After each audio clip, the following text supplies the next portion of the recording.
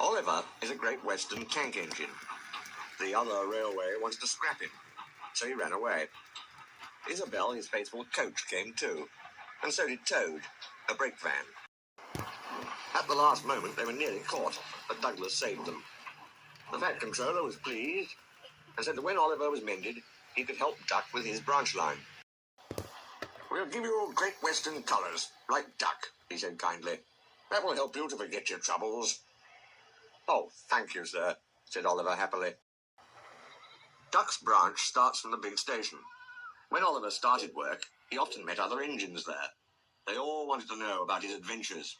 "Amazing," Henry would remark. "Oliver," said James, "has resource." "And sagacity," put in Gordon. "He is an example to us all." "You're too kind," giggled Oliver modestly. But he was only a tank engine after all. No big engine had ever said admiring things to him before.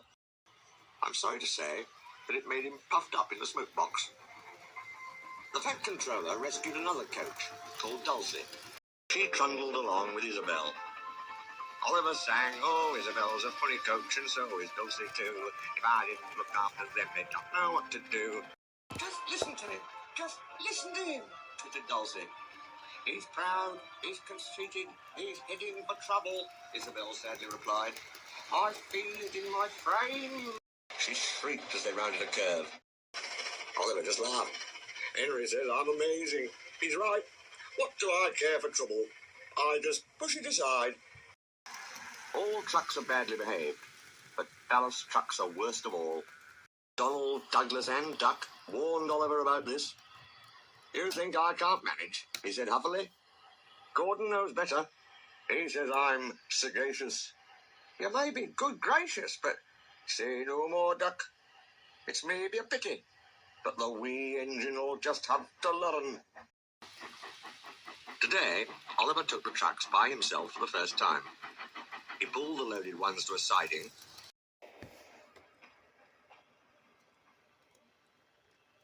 and pushed empties to the chute.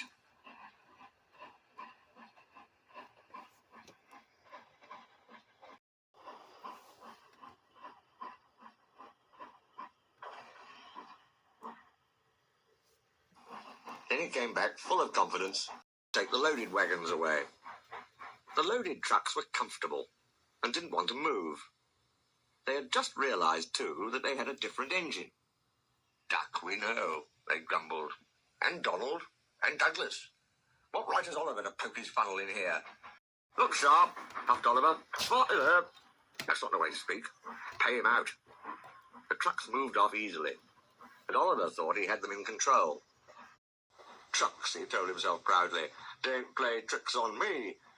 I'll arrange them on the middle road and start away as soon as Duck arrives." "I can't understand why he says they're so troublesome." He reached the station throat. Oliver's brakes came on with a groan, but brakes were useless against loaded, surging trucks. They pushed forward, yelling, "On, on, on, on, on!"